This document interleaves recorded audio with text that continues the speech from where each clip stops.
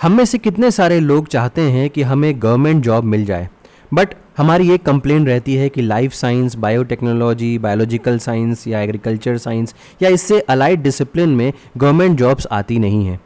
अगर आपकी भी यही शिकायत है और आप भी चाहते हैं कि आपको एक अच्छी गवर्नमेंट जॉब मिल जाए, तो ये वीडियो आपके लिए है।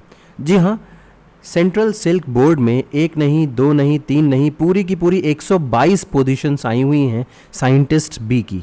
और ये सेंट्रल गवर्नमेंट जॉब है और परमानेंट गवर्नमेंट जॉब है, जिसमें अगर आप एक बार एंट्री ले लेते हैं तो आपके करियर के लिए बहुत ही बेहतरीन हो जाएगा। तो इस वीडियो को लास्ट तक ज़रूर देखिएगा। इसमें मैं आपको इस जॉब अपॉर्चुनिटी से जुड़ी हुई सभी डिटेल्स के बारे में बताऊंगा, चाहे वो डेडलाइन हो, चाहे वो किस तरीके से आपको अप्लाई करना है, सिलेक्शन किस तरीके से होगा, इन सभी डिटेल्स के बारे में मैं आपसे बात करने वाला हूं। जी हाँ, मेरा नाम है डॉक्टर नीलाभ और आप मेरे साथ जुड़े हुए हैं instant biology by doctor Neelabh की चैनल के ऊपर। इस चैनल पे न केवल मैं आपको पढ़ाई से रिलेटेड एजुकेशनल वीडियोस प्रोवाइड करता हूं, बल्कि आपको मैं गवर्नमेंट जॉब अपॉर्चुनिटीज़ या जो टेम्प्रेरी जॉब अपॉर्चुनिटीज़ है प्राइवेट सेक्टर में, गवर्नमेंट सेक्टर में, चाहे वो किसी JRF पोजीशन से रिलेटेड हो या प्रोजेक्ट पोजीशन से रिलेटेड हो या गवर्नमेंट पोजीशन से रिलेटेड हो, उन सभी के बारे में मैं इस चैनल पे के ऊपर आपको बताता रहता हूँ। तो आज की वीडियो में जैसा कि मैंने आपको बताया कि मैं सेंट्रल सिल्क बोर्ड में आई हुई वैकेंसीज़ के बारे में बताने जा रहा हूँ और यहाँ पे 122 पोजीशंस हैं। तो इस वीडियो में आपको सारी डिटेल्स मिलेंगी, लेकिन आप वीडियो लास्ट तक ज़रूर देखिएगा। हो सकता है आपसे रिलेटेड जो डिटेल्स हों वो थोड़ा लेट आएँ, तो आप मिस नहीं करना चाहेंगे उसको। तो चलिए बिना देर किए हुए वीडियो शुरू करते हैं। सबसे पहले तो आप ये देखें कि यहाँ पे ये जो वेबसाइट की डिटेल है वो csb.gov.in है। तो CSB का मतलब होता है सेंट्रल सिल्क बोर्ड। इस जो वेबसाइट है इसकी डिटेल मैं डिस्क्रिप्शन सेक्शन में भी आपको दे दूँगा। आप डायरेक्टली यहाँ पे आ जाइएगा और फिर यहीं से एप्लीकेशन का प्रोसेस करिएगा। इससे रिलेटेड जो भी मेरे पास PDF होगा वो अपने टेलीग्राम ग्रुप के ऊपर शेयर कर दूंगा। उसको फुल्ली एनोटेटेड फॉर्म में टेलीग्राम ग्रुप का लिंक डिस्क्रिप्शन सेक्शन में दिया हुआ आपको मिल जाएगा। टेलीग्राम ग्रुप भी ज़रूर ज्वाइन कर लीजिएगा, क्योंकि वहाँ पे इसी तरीके की और भी अपॉर्चुनिटीज़ के बारे में मैं इन्फॉर्म करता रहता हूँ। वीडियो शुरू करने से पहले आपसे एक हम्बल रिक्वेस्ट है कि अगर आपको हमारे ये एफ़र्ट्स, चाहे वो एजुकेशन फील्ड में हो, चाहे आपको जॉब अपॉर्चुनिटीज़ के बारे में बताने के लिए हो, अगर आप इन एफ़र्ट्स को अप्रिशिएट करते हैं और चाहते हैं कि ये रेगुलर एफ़र्ट्स आगे भी बने रहें, तो इस वीडियो को ज़रूर लाइक कर दीजिएगा और चैनल को ज़रूर सब्सक्राइब कर दीजिएगा। आपका सब्सक्रिप्शन ही हमें मोटिवेट करता है ताकि हम आपके लिए और बेहतर कंटेंट हर बार लेकर के आ सकें। तो अब आप यहाँ पे देख सकते हैं, इस वेबसाइट पे आने के बाद आप नीचे स्क्रॉल करेंगे यहाँ पे तो व्हाट्स न्यू का एरिया यहाँ पे आप देख सकते हैं, व्हाट्स न्यू करके आ रहा है।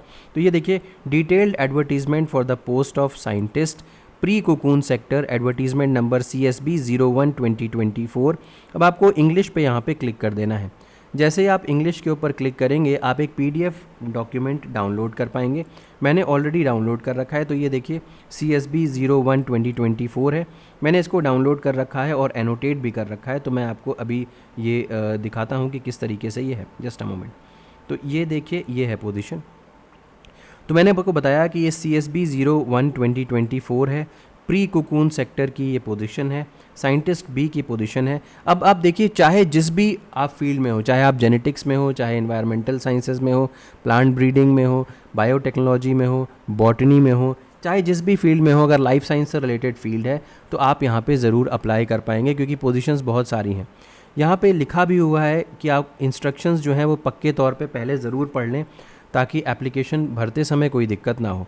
ओपनिंग ऑफ एप्लीकेशन जो है वो 22 अगस्त 2024 से शुरू हुई, यानी कि 5 दिन पहले, और क्लोजिंग जो है वो 5 सितंबर 2024 है। तो अभी भी काफ़ी समय है आपके पास एप्लीकेशन फॉर्म भरने का। अब वुमेन कैंडिडेट्स को भी इनकरेज किया जाता है यहाँ पे अप्लाई करने के लिए, तो आप अप्लाई कर सकते हैं। यहाँ पे देख सकते हैं CSB had published brief advertisement. इसके लिए ब्रीफ एडवर्टीजमेंट पहले ही आ चुका था, लेकिन अब जो है वो डिटेल्ड एडवर्टीजमेंट है। आप यहाँ पे देख सकते हैं लगभग 122 साइंटिस्ट बी की पोजीशन यहाँ पे अनाउंस हुई है। ठीक है, अब किस तरीके से यहाँ पे फिल होगा, क्या होगा, ये सारी की सारी बातों को अभी हम डिस्कस करते हैं। तो देखते हैं पोस्ट पे एंड अलाउंसेज। सबसे पहले तो देखिए कि साइंटिस्ट बी की पोजीशन में आपको कितनी सैलरी मिलने वाली है, क्या पे लेवल दिया जाएगा, वो देखिए। तो CSB government organisation, central government organisation है, यहाँ पे लेवल 10 फॉलो होगा। 7th सेंट्रल पे कमीशन लागू होगा। 56,100 से 1,77,500 की पे स्केल आपको मिलेगी। एसेंशियल क्वालिफिकेशंस के बारे में बात करें तो अगर आपके पास मास्टर्स डिग्री इन साइंस है, MSc मतलब हो गया, या masters degree in agriculture science है तो भी आप यहाँ पे अप्लाई कर सकते हैं।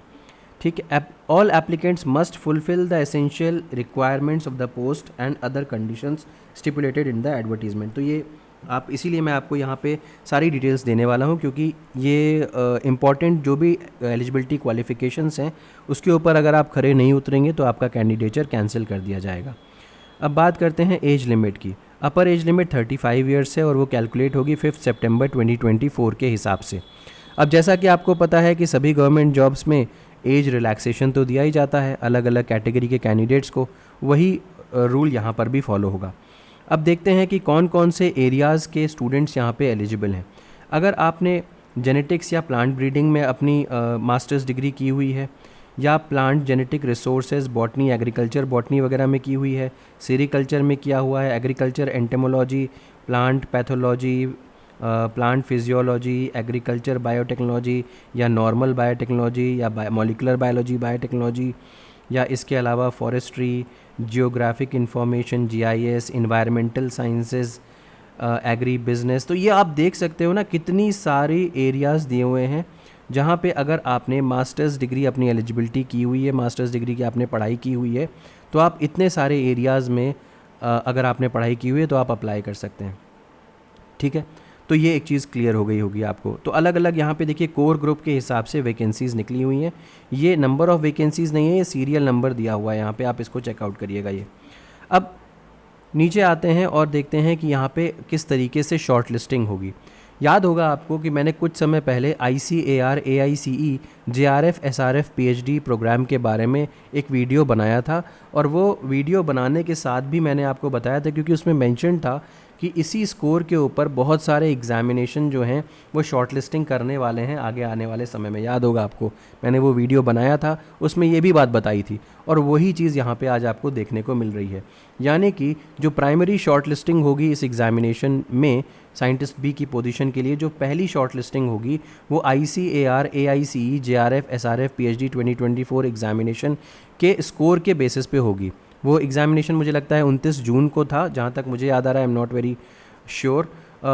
उस एग्जामिनेशन के स्कोर के बेसिस पे होगी। देखिए यहाँ पे लिखा हुआ है, candidate shall B short listed based on scores in this examination from among the candidates who apply against the advertisement of CSB। तो अब आप यहाँ पे अगर आप अप्लाई कर रहे हो तो आपके जो भी स्कोर आया था उस एग्जामिनेशन में, अब यहाँ पे देखिए देख भी सकते हैं आप, ये masters degree eligibility qualification for CSB recruitment based on ICAR। तो ये रिक्रूटमेंट है, मैंने ये आपको बताया था। और अब यहाँ पे लिखा हुआ है कि अगर आपने आपके जितना भी स्कोर आया था इस एग्जामिनेशन के बेसिस पे, तो आपको उसी के बेसिस पे शॉर्टलिस्ट किया जाएगा। Please note that ICAR score of any other subject, किसी दूसरे सब्जेक्ट का या किसी दूसरे साल का एग्जामिनेशन का स्कोर कंसिडर यहाँ पे नहीं किया जाएगा। जिन स्टूडेंट्स ने 2024 में अप्लाई किया था इस एग्जामिनेशन के लिए ICAR AICE JRF SRF PhD, उन्हीं के स्कोर्स को कंसिडर किया जाएगा। अब उन स्टूडेंट्स को लॉगिन करना है, इनकी वेबसाइट के ऊपर क्या लॉगिन प्रोसेस है वो सारी चीज़ें अभी बता दूंगा, कैसे जॉब अपॉर्चुनिटीज़ में जा सकते हैं, ऑनलाइन कैसे फिल कर सकते हैं उसके बारे में भी बता दूंगा। जो कट ऑफ मार्क्स होंगे वो डिसाइड किए जाएंगे कमेटी के द्वारा, और उस कट ऑफ मार्क्स के बेसिस पे इंटरव्यू या सिलेक्शन प्रोसेस जो होगा वो होगा। अब देखिए, जैसे कि सपोज़ करिए कि इन्होंने कोई भी मार्क्स कट ऑफ, जैसे 100 मार्क्स का कोई एग्ज़ाम है, उसमें 60 मार्क्स इन्होंने कट ऑफ अगर रख दिया, तो 60 मार्क्स के ऊपर वाले स्टूडेंट्स को ही इंटरव्यू के लिए बुलाया जाएगा। अब उसके इंटरव्यू के बेसिस पे फिर ये फाइनल सिलेक्शन करेंगे। ठीक है, अब देखिए, candidates are expected to have thoroughly read the information bulletin of ICAR AICE JRF SRF PhD programme. जो ये 2024 का जो ये इन्फॉर्मेशन बुलेटिन आया था, ये आपने ठीक से पढ़ा होगा। मैंने उस समय भी बताया था, मैं फिर से बता रहा हूँ कि इसी के बेसिस पे देखिए ICAR क्या करेगा, अब इसी के बेसिस पे जो नेशनल लेवल एग्जामिनेशन होते हैं उसी के बेसिस पे जो शॉर्ट लिस्टिंग होती है वो कर देता है। अभी मैं एक और एग्ज़ाम के बारे में आपको बताऊंगा, गेट के एग्जामिनेशन के बेसिस पे भी ये एक और अपने यहाँ रिक्रूटमेंट की ही शॉर्ट लिस्टिंग करने वाले हैं। अभी मैं दिखाता हूँ आपको क्या है। ठीक है, तो ये हो गया, मैंने आपको बता दी। अब यहाँ पे देखिए सिलसिलेवार कितनी वैकेंसी है किस सब्जेक्ट में वो दिखाया जा रहा है। अब जैसे कि जेनेटिक्स एंड प्लांट ब्रीडिंग की बात करें तो 2 अनरिजर्व वैकेंसी है यहाँ पे, और 1 OBC की वैकेंसी है, तो टोटल मिलाकर के 3 हो गए। अगर हम स्पेसिफिकली मॉलिकुलर बायोलॉजी बायोटेक के बारे में बात करें तो SC कैंडिडेट की 1 वैकेंसी, ओबीसी की 1 वैकेंसी, अनरिजर्व्ड कैंडिडेट की 2 वैकेंसी, तो कुल मिलाकर के 4 वैकेंसी यहाँ पे हो जाती है। सेरिकल्चर में वैकेंसीज़ की भरमार आई हुई है। एससी की 3, एससी की 8 सॉरी, एसटी की 3, ओबीसी की 11, अनरिजर्व्ड की 17, ईडब्ल्यूएस की 4 और मिलाकर के 43 वैकेंसीज़ यहाँ पे हो जाती हैं। इसी तरीके से आप सारी वैकेंसीज़ आप चेकआउट कर सकते हैं। आपके जो एरिया ऑफ इंटरेस्ट की अगर कोई वैकेंसी है तो उसको ज़रूर देखिए और उसके बाद आप फॉर्म फिल कर सकते हैं। कैसे फिल करना है उसके बारे में बताता हूँ। अब यहाँ पे देखिए 8 पोस्ट में से फिज़िकली डिसेबल्ड कैंडिडेट्स के लिए 3 पोस्ट जो हैं, out of the 8 post reserve for physically disabled 3 post are backlog post. 8 positions यहाँ पे फिजिकली डिसेबल्ड कैंडिडेट्स के लिए रिजर्व की गई हैं, उसमें से 3 बैकलॉग पोजीशंस हैं। तो जो पोजीशंस 8 जो फिजिकली डिसेबल्ड कैंडिडेट्स के लिए रिजर्व की गई हैं उनकी डिटेल्स यहाँ पे मेंशन्ड है, इसको आप चेकआउट कर सकते हैं। शॉर्ट लिस्टिंग जो होगी, जैसा कि मैंने बताया कि वो एग्जामिनेशन के स्कोर के बेसिस पे होगी, ICAR, AICE, JRF, SRF, PhD के स्कोर के बेसिस पे। उसके बाद होगा आपका पर्सनल इंटरव्यू। पर्सनल इंटरव्यू के लिए कितने स्टूडेंट्स को बुलाया जाएगा वो सारी की सारी कॉम्पिटेंट अथॉरिटी के द्वारा डिसाइड होगा, उसके बारे में यहाँ पे कोई भी मेंशन नहीं है। फाइनल मेरिट लिस्ट होगी, वो सिलेक्शन कमेटी के द्वारा डिसाइड होगी। उसमें जो क्या मार्क्स, मतलब क्या इंटरव्यू बेसिस पे सिलेक्ट किया जाएगा या आपके उस मार्क्स को भी कंसिडर किया जाएगा, मुझे नहीं लगता कि जो आपके एग्ज़ाम वाले मार्क्स हैं उसको कंसिडर किया जाएगा। वो सिर्फ शॉर्ट लिस्टिंग के लिए इस्तेमाल होंगे और बाकी ये जो है candidate shall be selected wise on the basis of merit as decided by selection committee. यहाँ पे मेंशन नहीं है क्लियरली कि इंटरव्यू के मार्क्स के बेसिस पे ही सेलेक्ट होंगे या फिर आपके एग्ज़ाम के मार्क्स के बेसिस पे भी सेलेक्ट होंगे। रिजर्वेशन रिलैक्सेशन जैसे नॉर्म्स होते हैं उसी तरीके से होगा। अब यहाँ पे आप देख सकते हैं बेंचमार्क डिसेबिलिटीज़ के कैंडिडेट्स के लिए ये डिटेल्स दी हुई हैं, आप इसको चेकआउट कर सकते हैं। नीचे आप स्क्रॉल करते हुए चले जाइए। जो भी आपके सर्टिफिकेट्स होने चाहिए वो क्लोजिंग डेट जो रिसिप्ट है 5 सितंबर 2024 इसकी क्लोजिंग डेट है, इस समय तक ये वैलिड होने चाहिए ओबीसी के या एससी के या एसटी के या ईडब्ल्यूएस के सर्टिफिकेट जो भी हैं। ठीक है, तो ये डिटेल्स हो गई। इसके अलावा कोई भी क्वेरीज़ अगर आपके हों मुझसे, मैं देखता हूँ कि बहुत सारे स्टूडेंट्स मुझसे क्वेरी करते हैं किसी भी चीज़ से रिलेटेड। देखिए आपकी टेक्निकल क्वेरीज़ की जानकारी मुझे नहीं होगी, मैं आपको सिर्फ वही बातें बता सकता हूँ जो इनकी वेबसाइट के ऊपर दी हुई हैं। तो मुझसे क्वेरी करने से अच्छा है कि आप यहाँ पे जो भी ईमेल आईडी दी जाती है क्वेरी के लिए आप उनसे कांटेक्ट करें, वो आपको बेहतर, जल्दी और ऑथेंटिक इन्फॉर्मेशन दे पाएंगे।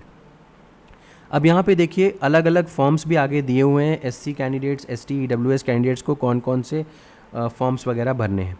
अच्छा, हाउ टू अप्लाई में देखें तो सिर्फ और सिर्फ ऑनलाइन मोड में ही आप अप्लाई कर सकते हैं और इसके अलावा कैसे अप्लाई करना है वो अभी दिखा देता हूँ। Last date for receipt of online application 5 सितंबर है, मैंने आपको बताया था। और इसके अलावा अगर कहें तो यहाँ पे एक एप्लीकेशन फ़ीस भी लग रही है जो मेरे हिसाब से थोड़ी सी ज़्यादा लग रही है। गवर्नमेंट, सेंट्रल गवर्नमेंट की एजेंसी है, 1000 रुपये ले रही है आपके एप्लीकेशन फॉर्म के लिए। लेकिन अगर आप एससी कैटेगरी को बिलोंग करते हैं, एसटी को, फिज़िकली डिसेबल्ड को या फीमेल कैंडिडेट हैं तो आपको कोई भी रजिस्ट्रेशन फ़ीस पे नहीं करनी है। तो unreserved, EWS, OBC, ex serviceman category को ही पे करनी है, आर रिक्वायर्ड टू पे a non refundable application fees of ₹1000। अच्छा, अब यहाँ पे एक अजीब सी चीज़ मुझे देखने को मिल रही है क्योंकि हर जगह आजकल ऑनलाइन फ़ी पे करने का ऑप्शन है, बट यहाँ पे मुझे ऐसा नहीं दिखाई दे रहा। तो यहाँ पे देखिए candidates would submit the data online, आप ऑनलाइन फॉर्म भरिए, आपको फ़ोटो, सिग्नेचर वगैरह के लिए प्रॉम्प्ट किया जाएगा, आपको अपलोड करना होगा।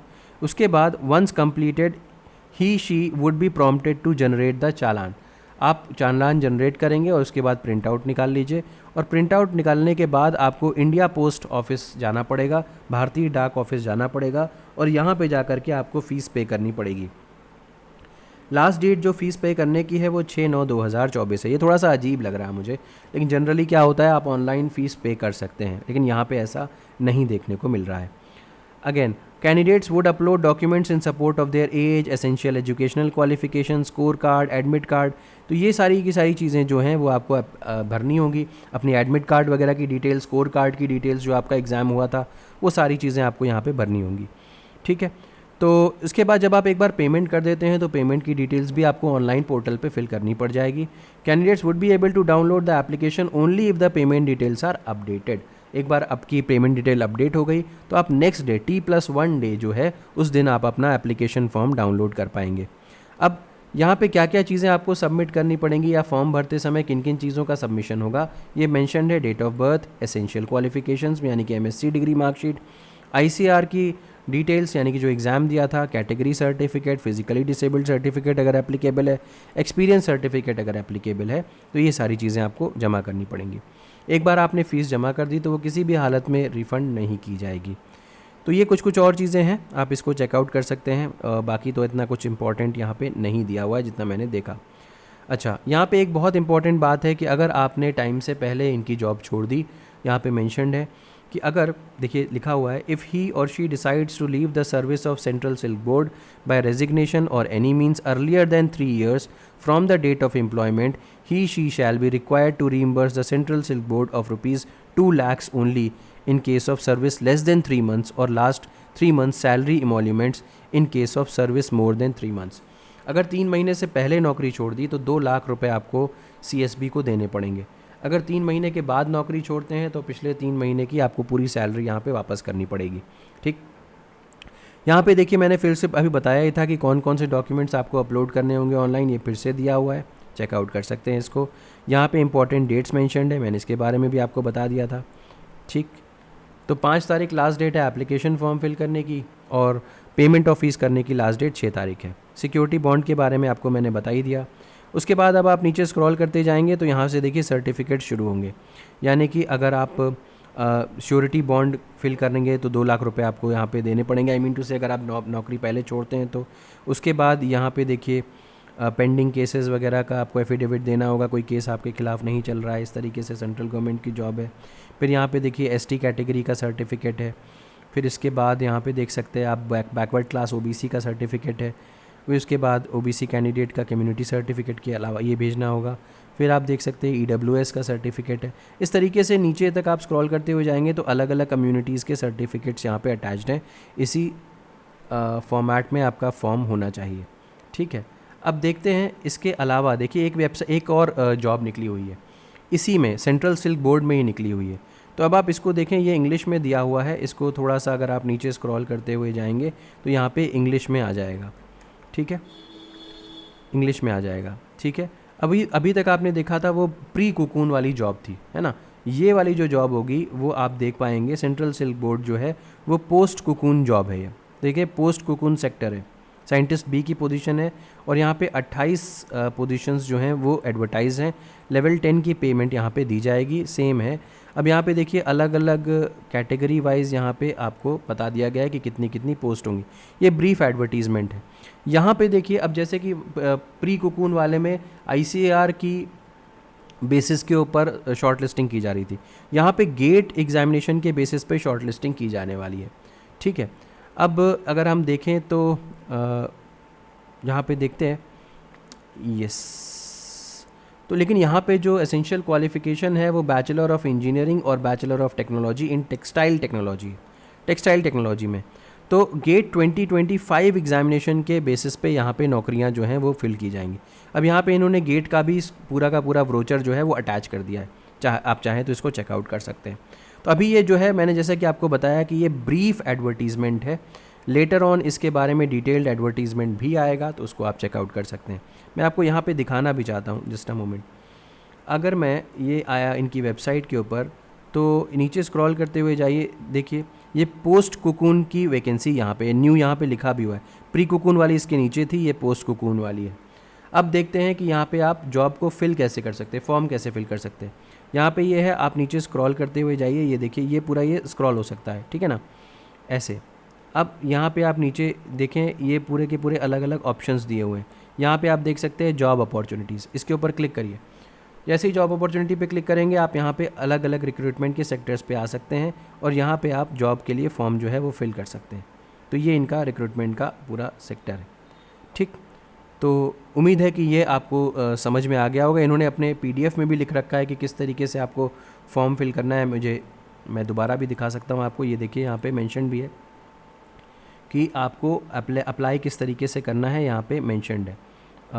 एक minute, yes, just a moment, ये देखिए, यस, हाउ टू अप्लाई में देखिए लिखा हुआ है, candidate should click on job opportunities under CSB category इतना, they should keep ready information brochure, ये सारी चीज़ें रेडी रख करके फिर आप फॉर्म भर सकते हैं। तो उम्मीद है कि ये जानकारी आपके लिए यूज़फुल रही होगी। अगर वीडियो पसंद आया तो प्लीज़ इसे ज़रूर लाइक करिएगा और चैनल को सब्सक्राइब करना ना भूलिएगा। बेल आइकन को ज़रूर प्रेस करिएगा और अपने फ्रेंड्स के साथ भी ज़रूर शेयर करिएगा। Thank you so much. Have a good day.